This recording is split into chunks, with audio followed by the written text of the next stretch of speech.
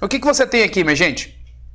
Você tem aqui uma transação begin e uma transação commit ou rollback.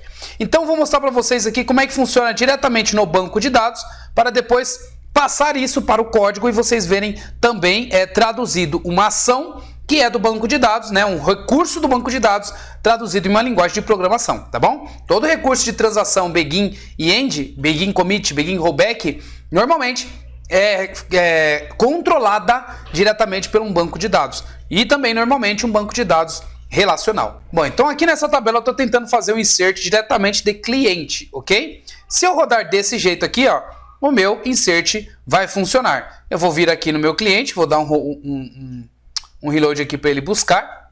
Ó, vou clicar aqui com direito em clientes e vou mandar editar essas linhas. Peraí, deixa eu fechar. E vou mandar mostrar as linhas. Pronto, vou clicar com direito, vou mandar exibir as linhas, que ele já manda para mim aqui um código SQL, tá? E aí vocês vão ver aqui, ó, 28 foi criado. Eu vou rodar novamente, né? Ó, rodar novamente, vocês vão ver que vai ser criado o 29, ok? Agora dessa vez aqui, o que eu vou fazer? Eu não vou deixar somente selecionada essa linha. Eu vou rodar todo o meu comando, ok? Só que todo esse meu comando quer dizer que eu vou abrir aqui uma seção begin transaction, vou fazer o insert e logo em seguida eu vou dar um rollback. Ou seja, eu avisei, olha, talvez há a possibilidade de eu ir aí, tá bom? Eu faço a operação, checo na minha agenda, olha, realmente não vai dar para ir. Então é essa ocasião aqui que é o rollback, ok? Dei um play, ó, e agora eu vou dar um select aqui na minha tabela, tá aí, ó, linha, ID 29, ou seja, ele não criou o 30. Vou rodar de novo, ó, ele deveria criar agora o 31, ele não criou o 31, ó, 29 de novo, ok? Aí agora eu vou voltar aqui e vou tirar o rollback e vou botar aqui o commit, ou seja, eu falei para ele, olha, talvez eu possa encontrar com você tal horário, eu vou só confirmar minha agenda. Aí agora eu fiz aqui na agenda, olha, realmente deu tudo certo, commit. Então, ó, vou selecionar aqui agora o commit, o rollback aqui está comentado, vou rodar. Agora vocês vão ver que ele vai inserir o 31, ou na realidade 32, tá vendo? Que são as vezes que eu tentei executar. Todas as outras vezes que eu tentei executar e ele não executou, o que ele fez? Ele foi lá no banco de dados, verificou se a transação estava válida, comitou ou não comitou. Obviamente o identity ele vai incrementando para ele não dar conflito se tiver várias pessoas fazendo ao mesmo tempo. Então o identity ele vai sempre se aumentando, né, conforme você vai fazendo as transações também. O número único, né, o identify, ele nunca para, tá bom? Então tá aí, já tem aí uma forma de vocês conseguirem ver no SQL Server funcionando o Begin Transaction. Então você pode colocar aqui dentro, ó, uma centena de milhares de códigos aqui, fazendo uma procedure, por exemplo, colocando o Begin Transaction, ok? Agora, indo para o nosso código em C#, eu preparei aqui uma classe de cliente, e nessa classe de cliente eu já estou fazendo toda a operação do SQL Server. Pessoal, nesse exercício eu não fiz uma aplicação 3 camadas, não utilizei o Entity Framework, eu fiz ele aqui de uma forma mais arcaica para que vocês possam ver exatamente como é que funciona a iteração do Begin Transaction, ok?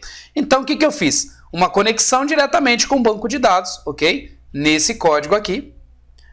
Depois, eu mandei abrir a conexão e depois eu falei que eu vou abrir uma transação. Ou seja, quando eu coloco aqui Begin Transaction, eu estou fazendo exatamente isso daqui no banco de dados, ok? Beleza. Aí eu vou continuar o meu código.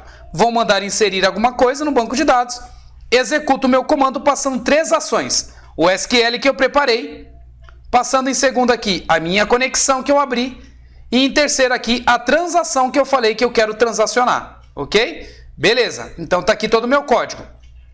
Depois que eu inseri, eu mando dar um select @identity para ele retornar para mim o ID que foi incluído no banco de dados. Nesse caso, eu estou fazendo um insert de cliente e esse insert de cliente vai me retornar o ID do cliente quando eu executar o código com o meu CMD, ou seja, o meu comando, com execute escalar. Esse execute escalar, ele executa alguma coisa e pega o que o banco de dados está retornando para ele e retorna. Ele vai retornar para essa variável aqui, que é a variável de pedido. Então, nessa variável de pedido, eu estou colocando aqui o ID pedido. Nota que nesse caso, eu estou mandando salvar e já estou passando o pedido aqui previamente cadastrado. Eu vou pegar esse pedido, setar o ID do cliente que eu acabei de salvar e vou mandar salvar esse pedido. Só que no salvar esse pedido eu estou mandando a transação. Qual transação? A transação dessa minha classe aqui que eu acabei de abrir. Quando eu vou lá para o meu pedido, eu chego aqui já nesse método de salvar, onde esse pedido tem um ID cliente e tem o valor total. Esse valor total eu já setei lá na minha configuração e eu só estou passando o ID do pedido. E aí o que eu faço? Um código SQL para inserir esse pedido lá no banco de dados. Ou seja, insert into, passando o ID do cliente e o valor e concatenando o ID do cliente e o valor. Feito isso, eu vou executar o meu comando. E aí, qual é o connection que eu preciso usar? O connection do próprio transaction. Então, se vocês olharem aqui, eu mandei o transaction desta transação. Então, eu preciso estar na mesma conexão para que eu possa fazer a operação da outra classe. Então, nessa operação dessa outra classe, eu crio um comando, passando o meu SQL, que é esse, passando a conexão da minha transação e passando a minha própria transação. Executo esse objeto. Então, olha que interessante. Eu executei aqui agora um salvar de um pedido. Só que ainda não foi para o banco de dados. Aí eu volto para o meu cliente e verifico se está tudo certo. Se não deu nenhum erro em nenhum processo, eu comito a minha operação e fecho a minha conexão. Ou seja, assim eu salvei e garanti a referência correta entre o meu ID de cliente e o meu ID de produto, de pedido, desculpa, meu ID de cliente na minha classe de cliente e meu ID de cliente no pedido com o mesmo, certinho. Mantive coeso essa ligação entre pedido e cliente e fiz ali a transação confirmar para mim. Caso eu tenha feito alguma operação errada ou qualquer outro tipo de problema que deu na tabela de pedido, o que vai acontecer? Ele vai dar erro aqui nessa minha ação e vai retornar erro nessa minha classe. Na hora que ele der erro nessa minha classe, ele cai para a transação aqui rollback, fazendo o rollback de tudo, do pedido que foi tentado inserir e também do cliente que eu tentei inserir, voltando para a minha tela, indo para a configuração novamente, dando erro.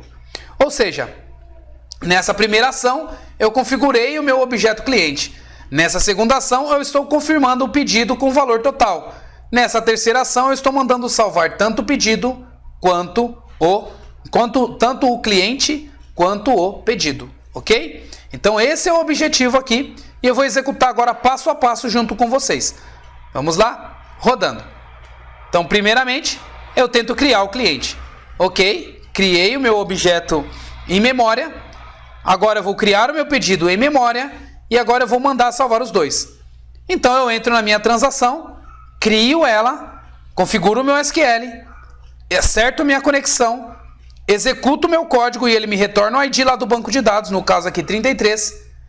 Passo aqui a transação para o salvar do pedido, pego o meu SQL e monto, transfiro a transação, executo o comando, volto para a minha classe e se deu tudo certo, confirmo a transação e fecho a conexão. Fechei a conexão, eu encerro o meu programa. Ok, agora vamos ver aqui no SQL. Vou clicar aqui, vou rodar novamente. Tá aí, eu acabei de inserir esse usuário lá que estava direto no meu código aqui. Vou clicar com direito e vou mostrar aqui essas linhas. Vocês vão ver que também eu acabei de inserir aquele pedido com o ID 33 e 99, que é o valor. Ok? Então assim é que é a forma que é feita quando você quer fazer uma transação entre dois objetos encadeados e você quer garantir que um não interfira no outro, né? Na realidade, que um interfira no outro. Ou seja, se um deu errado, não grava nenhum, ok? O que eu vou fazer? Eu vou alterar a sintaxe aqui, ó, para que dê erro na hora que eu for mandar o pedido nesse caso. Então, eu vou executar e a gente vai passo a passo de novo. Beleza, código compilado, rodando aqui para o próximo, rodando para o próximo. Agora eu vou mandar salvar, entro no método, vou tentar salvar esse objeto, rodei aqui com todas as minhas configurações, executei o escalar, ele me retornou 34.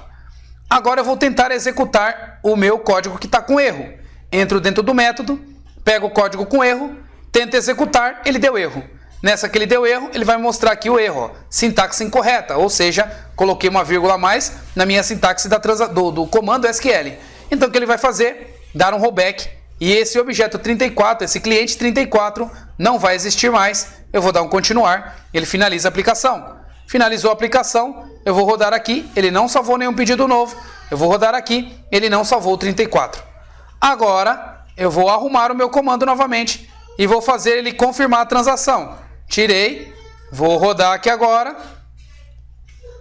Beleza. Agora ele está indo para os próximos, vai salvar o pedido, gerou o ID 35, mandou salvar lá no banco de dados, executou a ação, deu tudo certo, rodou, deu um commit, finalizou a aplicação. Agora também deu tudo certo, então vou rodar aqui no SQL. Vocês vão ver que agora tem aqui o 35 e agora tem aqui o pedido do 35, ok? Perfeito, pessoal. Então essa é a forma como você faz transação pelo C#.